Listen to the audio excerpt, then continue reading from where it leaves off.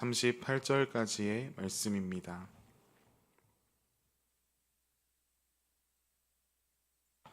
사도행전 20장 25절로 38절까지의 말씀입니다.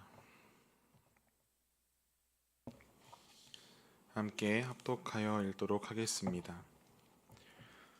보라, 내가 여러분 중에 왕래하며 하나님의 나라를 전파하였으나 이제는 여러분이 다 내 얼굴을 다시 보지 못할 줄 아노라. 그러므로 오늘 여러분에게 증언하거니와 모든 사람의 피에 대하여 내가 깨끗하니 이는 내가 꺼리지 않고 하나님의 뜻을 다 여러분에게 전하였습니다. 여러분은 자기를 위하여 또는 온 양떼를 위하여 삼가라. 성령이 그들 가운데 여러분을 감독자로 삼고 하나님이 자기 피로 사신 교회를 보살피게 하셨느니라. 내가 떠난 후에 사람이리가 들어와서 그 양떼를 아끼지 아니하며 또한 여러분 중에서도 제자들을 끌어 자기를 따르게 하려고 어그러진 말을 하는 사람들이 일어날 줄을 내가 아노라. 그러므로 여러분이 일깨어 내가 3년이나 밤낮 쉬지 않고 눈물로 각 사람을 훈계하던 것을 기억하라. 지금 내가 여러분을 주와 및 그 은혜의 말씀에 부탁하노니 그 말씀이 여러분을 능히 든든히 세우사 거룩하게 하심을 입은 모든 자 가운데 기업이 있게 하시리라. 내가 아무의 은이나 금이나 의복을 탐하지 아니하였고 여러분이 아는 바와 같이 이 손으로 나와 내 동행들이 쓰는 것을 충당하여 범사에 여러분에게 모범을 보여준 바와 같이 수고하여 약한 사람들을 돕고 또 예수께서 친히 말씀하신 바 주는 것이 받는 것보다 복이 있다 하심을 기억하여야 할지니라. 이 말을 한 후 무릎을 꿇고 그 모든 사람들과 함께 기도하니 다 크게 울며 바울의 목을 안고 입을 맞추고 다시 그 얼굴을 보지 못하리라 한 말로 말미암아 근신하고 배에까지 그를 전송하니라. 아멘. 피로 사신 교회를 지키는 방법이라는 제목으로 말씀을 나누겠습니다. 사도 바울은 어제의 본문에 이어서 계속해서 자신의 고별 설교를 이어갑니다. 오늘의 본문은 고별 설교의 후반부로서 사도 바울은 이제 다시 한번 장로들에게, 에베소의 장로들에게 자신이 이전까지는 왕래하며 얼굴을 마주하였으나 이제 다시는 자신의 얼굴을 보지 못할 것이다 라고 이야기합니다. 이전부터 계속해서 자신의 장래를 예견하며 작별을 알리는 메시지를 전달했던 사도 바울은 다시 한번 이것을 상기시키며 에베소 장로들을 비롯한 청중들이 자신의 말에 집중해 주기를 원하고 있습니다. 사도 바울은 마지막 작별 인사를 건네며 자신이 모든 사람의 피에 대하여, 즉 복음에 응답하지 않은 사람들이 받는 죽음의 심판에 대하여 자신은 무죄하다 이야기합니다. 그 이유는 자신이 3년 밤낮으로 쉬지 않고 누구보다도 최선을 다해 복음을 전했기 때문이다 라고 사도 바울은 전하고 있습니다. 그리고 이제 그 뒤의 일을 에베소에 부탁하는 장면이 오늘 본문에 이어서 등장하고 있습니다.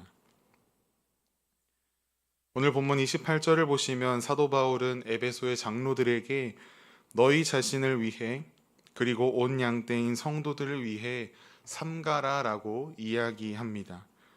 원어의 뜻은 주의하다 또는 경계하다 라는 의미를 가지고 있습니다. 사도 바울은 성령 하나님께서 에베소의 장로들을 감독자로 부르셨음을, 그리고 그들은 에베소 교회의 양떼를 위한 목자의 역할을 위임받았음을 상기시켰습니다. 하나님께서 그들을 감독자로 세우신 이유가 무엇이었는가 살펴보았더니 방금 우리가 읽은 말씀은 답하기를 하나님이 자기 피로 사신 교회를 보살피게 하기 위함이다 라고 기록하고 있습니다.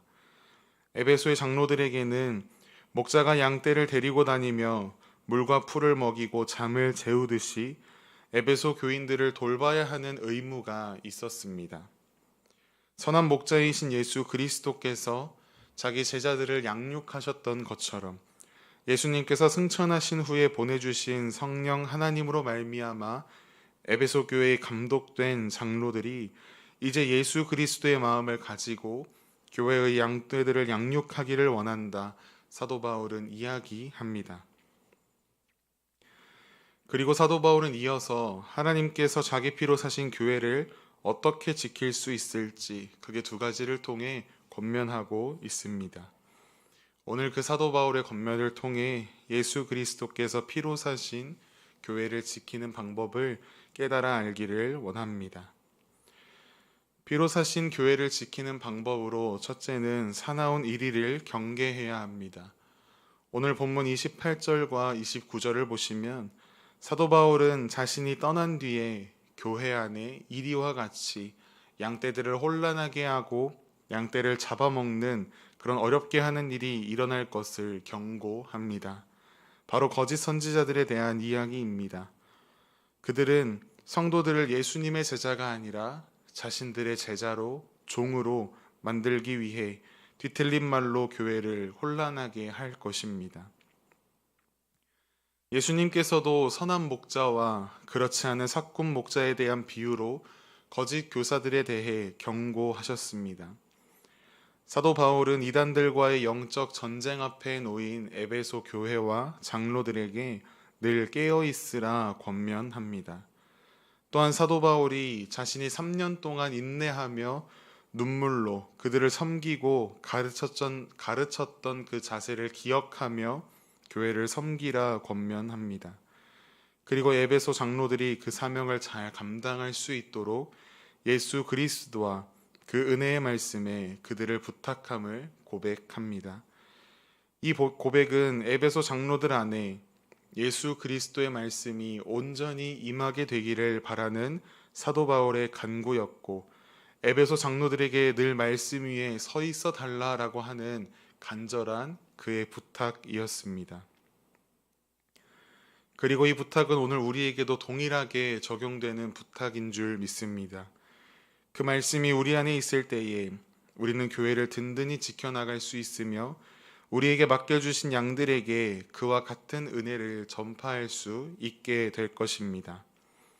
앞서 이끄는 지도자들이 먼저 하나님의 말씀 위에 세움을 받는, 또 그 말씀으로 맡긴 양들을 양육하는 은혜가 우리 안에 있기를 간절히 소망합니다.